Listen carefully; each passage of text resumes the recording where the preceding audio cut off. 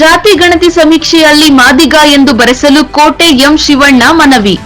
ಚಾಮರಾಜನಗರ ಜಿಲ್ಲೆಯಲ್ಲಿ ಸರ್ಕಾರವು ಮೇ 5ರಿಂದ ಪರಿಶಿಷ್ಟ ಜಾತಿಗಳ ಜಾತಿ ಗಣತಿ ಸಮೀಕ್ಷೆ ನಡೆಸುತ್ತಿದೆ. ಮನೆ ಮನೆಗೆ ಬರುವ ಅಧಿಕಾರಿಗಳ ತಂಡಕ್ಕೆ ಜಾತಿ ಕಾಲಂನಲ್ಲಿ ಸಮುದಾಯದವರು ಕಡ್ಡಾಯವಾಗಿ ಮಾದಿಗ ಎಂದು ಬರೆಸಬೇಕು ಎಂದು ಮಾಜಿ ಸಚಿವ ಕೋಟೆ ಎಂ ಶಿವಣ್ಣ ಮನವಿ ಮಾಡಿದರು. ನಗರದ 15ನೇ ವಾರ್ಡ್ ಡಾ ಬಾಬು ಜಗಜೀವನ್ ರಾಮ್ ಬಡಾವಣೆಯಲ್ಲಿ ಬಾಬೂಜಿ ಅವರ ಭಾವಚಿತ್ರಕ್ಕೆ ಮಾಲಾರ್ಪಣೆ ಮಾಡಿ ಮಹಿಳೆಯರಿಗೆ ಕರಪತ್ರ ವಿತರಿಸಿ ಮಾತನಾಡಿದ ಅವರು, ಕರ್ನಾಟಕ ಉಚ್ಚ ನ್ಯಾಯಾಲಯದ ನಿವೃತ್ತ ನ್ಯಾಯಾಧೀಶರಾದ ಎಚ್.ಎನ್. ನಾಗಮೋಹನ್ ದಾಸ್ ಅವರ ಅಧ್ಯಕ್ಷತೆಯಲ್ಲಿ ರಚಿಸಲಾದ ಏಕಸದಸ್ಯರ ವಿಚಾರಣಾ ಆಯೋಗದ ಆಧಾರದ ಮೇಲೆ ಸಮೀಕ್ಷೆಯನ್ನು ನಗರ, ಜಿಲ್ಲೆಯ ಪ್ರತಿ ತಾಲೂಕು, ವಿಧಾನಸಭಾ ಕ್ಷೇತ್ರದ ವ್ಯಾಪ್ತಿಯ ನಗರಸಭೆ, ಪಟ್ಟಣ ಪಂಚಾಯಿತಿ, ಪುರಸಭೆ ಮತ್ತು ಗ್ರಾಮ ಪಂಚಾಯಿತಿ ವ್ಯಾಪ್ತಿಗಳಲ್ಲಿ ಬರುವ ಪ್ರತಿ ಕಾಲೋನಿಗಳ ಗ್ರಾಮಗಳಲ್ಲಿ ಪರಿಶಿಷ್ಟ ಜಾತಿಯ ಪಟ್ಟಿಯಲ್ಲಿ ಬರುವ 101 ಜಾತಿಗಳಲ್ಲಿ ಶಿಕ್ಷಣ, ಉದ್ಯೋಗ, ಸಾಮಾಜಿಕ ಮತ್ತು ರಾಜಕೀಯ ಆರ್ಥಿಕ ಅವಕಾಶಗಳು ಮತ್ತು ಜನಸಂಖ್ಯೆಯ ಖಚಿತ ಮಾಹಿತಿಗಾಗಿ ಸಮೀಕ್ಷೆಯನ್ನು ನಡೆಸಲಾಗುತ್ತಿದೆ. ಈ ವರದಿಯಿಂದ ಎಲ್ಲರಿಗೂ ಸಮಾನತೆ ಸಿಗಲಿದೆ ಎಂದರು. ಮನೆ ಮನೆಗೆ ಸಮೀಕ್ಷೆಗೆ ಬರುವ ಅಧಿಕಾರಿಗಳು, ಸಿಬ್ಬಂದಿಗಳು ತಮ್ಮನ್ನು ಪರಿಶಿಷ್ಟ ಜಾತಿಯಲ್ಲಿ ತಾವು ಯಾವ ಜಾತಿಗೆ ಸೇರಿಸುತ್ತೀರೆಂದು ಪ್ರಶ್ನಿಸುತ್ತಾರೆ. ತಾವು ಆದಿ ಕರ್ನಾಟಕ, ಆದಿ ದ್ರಾವಿಡ, ಆದಿ ಆಂಧ್ರ ಎಂದು ಹೇಳಿದರೆ ಅದರಲ್ಲಿ ತಮ್ಮ ಮೂಲ ಜಾತಿಯನ್ನು ಕೇಳುತ್ತಾರೆ. ಆಗ ತಾವು ಕಡ್ಡಾಯವಾಗಿ ಉಪಜಾತಿಯ ಕಾಲಂ 61ರಲ್ಲಿ ಮಾದಿಗ ಎಂದು ಬರೆಸಬೇಕು ಎಂದು ಕೋರಿದರು. ಈ ಸಂದರ್ಭದಲ್ಲಿ ಜಿಲ್ಲಾ ಮಾದಿಗ ಮೀಸಲಾತಿ ಹೋರಾಟ ಸಮಿತಿ ಅಧ್ಯಕ್ಷ ಬಸವನಪುರ ರಾಜಶೇಖರ್, ಡಾ ಬಾಬು ಜಗಜೀವನ್ ರಾಮ್, ಸಮೀಕ್ಷೆ ಯುವ ಜಾಗೃತಿ ಜಿಲ್ಲಾಧ್ಯಕ್ಷ ಎಂ ಶಿವಮೂರ್ತಿ, ಹನೂರು ತಾಲೂಕು ಗ್ಯಾರಂಟಿ ಯೋಜನೆಗಳ ಸಮಿತಿ ಅಧ್ಯಕ್ಷ ಪಾಳ್ಯ ರಾಜಪ್ಪ, ನಿವೃತ್ತ ಬ್ಯಾಂಕ್ ಎಸ್ ಬಸವರಾಜು, ಕೆಸ್ತೂರು ಮರಪ್ಪ, ರೇವಣ್ಣ, ಡಾ ಬಾಬು ಜಗಜೀವನ್ ರಾಮ್ ಯುವಕರ ಕಲಾಸಂಘದ ಅಧ್ಯಕ್ಷ ಡ್ಯಾನ್ಸ್ ಬಸವರಾಜು, ಉಪಾಧ್ಯಕ್ಷ ರಾಜೇಶ್, ಬದನಗುಪ್ಪೆ ಮರಿಸ್ವಾಮಿ, ವೆಲ್ಡಿಂಗ್ ಲಿಂಗರಾಜು, ಶಶಿಕಲಾ, ಗಿರಿ, ಕೊಳ್ಳೇಗಾಲ ಸುರೇಶ್, ಸೋಮೇಶ್ ಇತರರು ಹಾಜರಿದ್ದರು. ವರದಿ ಹೊಮ್ಮನಂಜುಂಡ ನಾಯಕ, NKS TV4 ಚಾಮರಾಜನಗರ. ಇಲ್ಲಿ ಎಲ್ಲ ಸೇರ್ತಕ್ಕಂಥ ಮಾದಿಗ ಸಮಾಜದ ಬಂಧುಗಳಲ್ಲಿ ಮತ್ತು ನಮ್ಮಲ್ಲಿ ನಾನಿವತ್ತು ವಿನಂತಿ ಮಾಡಕ್ಕೆ ಬಂದಿರೋದೇನೆಂದರೆ, ಇವತ್ತು ಕರ್ನಾಟಕ ರಾಜ್ಯದಲ್ಲಿ ಸುಮಾರು 30-35 ವರ್ಷಗಳಿಂದಲೂ ಕೂಡ ಒಳ ಮೀಸಲಾತಿ ಜಾರಿ ಆಗಬೇಕು ಅಂತಕ್ಕಂಥ ನಿಟ್ಟಿನಲ್ಲಿ ಹೋರಾಟಗಳಾಗ್ತಾ ಬಂದಿದೆ. ಇದರಲ್ಲಿ ಆ ಪಾರ್ಟಿ ಈ ಪಾರ್ಟಿ ಅಂತ ಇಲ್ಲ, ಎಲ್ಲ ಪಾರ್ಟಿನೂ ಕೂಡ ಹೋರಾಟ ಮಾಡ್ಕೊಂಡು ಬಂದಿದೆ. ಸಂಘಟನೆಗಳು ಕೂಡ ತಮ್ಮದೇ ಆದ ರೀತಿಯಲ್ಲಿ ಹೋರಾಟ ಮಾಡ್ಕೊಂಡು ಬಂದಿದ್ದಾರೆ. ಜೊತೆಗೆ ಅನೇಕ ಸಮಾವೇಶಗಳ ಸಂದರ್ಭದಲ್ಲಿ ಪ್ರಾಣವನ್ನು ಕೂಡ ಕಳ್ಕೊಂಡಿದ್ದಾರೆ. ಜೊತೆಗೆ ಏಟ್ಗಳನ್ನು ಕೂಡ ತಿಂದು ಇವತ್ತು ಕೂಡ ಜೈಲಿಗೆ ಹೋಗಿ ಬರೋಂಥ ಕೆಲಸ ಆಗಿದೆ. ಇನ್ನೂ ಕೂಡ ಕಾನೂನಿನ ಚೌಕಟ್ಟಿನಲ್ಲಿ ಕೇಸ್ಗಳನ್ನ ಎದುರಿಸ್ತಾ ಇದ್ದಾರೆ.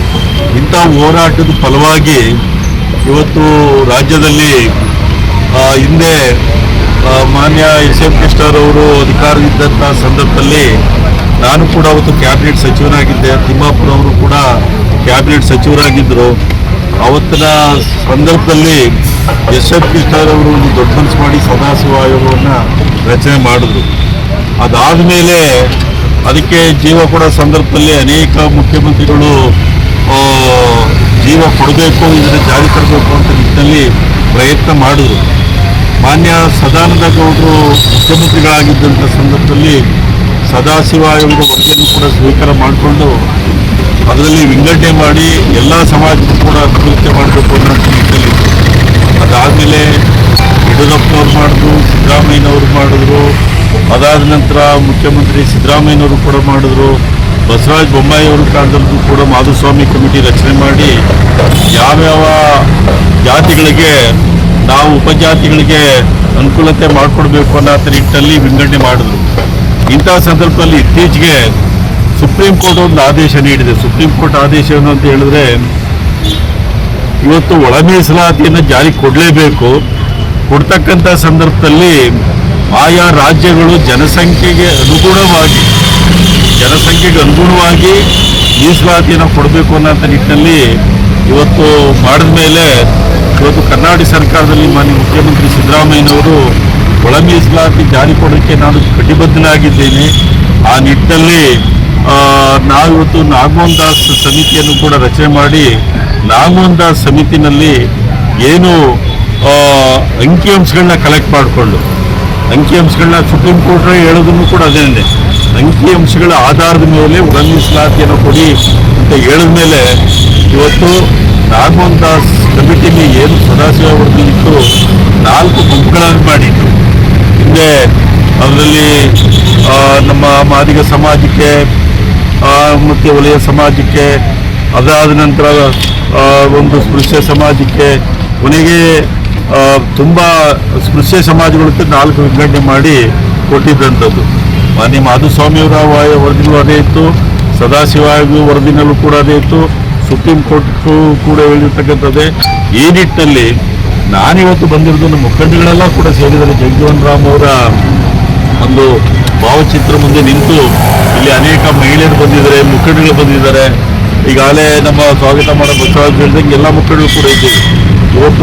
ಇವತ್ತು ಬಂದಿರತಕ್ಕಂಥ ಉದ್ದೇಶ ಇದನ್ನ ಚಾಮರಾಜನಗರ ಜಿಲ್ಲೆಯಲ್ಲಿ ಪ್ರತಿ ಮನೆಮನೆಗೂ ಕೂಡ ಸಮಾಜ ಇರ್ತಕ್ಕಂಥ ಕಡೆ ತಲುಪಿಸ್ಬೇಕು, ಅವ್ರಿಗೆ ಜಾಗೃತಿ ಉಂಟಾಗಬೇಕು. ಏನೀಗ 5ನೇ ತಾರೀಕಿಂದ ಪ್ರಕ್ರಿಯೆ ಪ್ರಾರಂಭ ಆಗ್ತದೆ, ಅದರಲ್ಲಿ ಏನೇನು ಜಾತಿ ಅಂತ ಇದೆ ಅದನ್ನ ಕರಾರುವಕ್ಕಾಗಿ ಬಳಸಬೇಕು ಅಂತಕ್ಕಂಥ ನಿಟ್ಟಿನಲ್ಲಿ ಈಗಾಗಲೇ ಚಾಮರಾಜನಗರ ಜಿಲ್ಲೆಯಲ್ಲಿ ಚೆನ್ನಾಗಿ ಮಾಡಿದ್ದಾರೆ.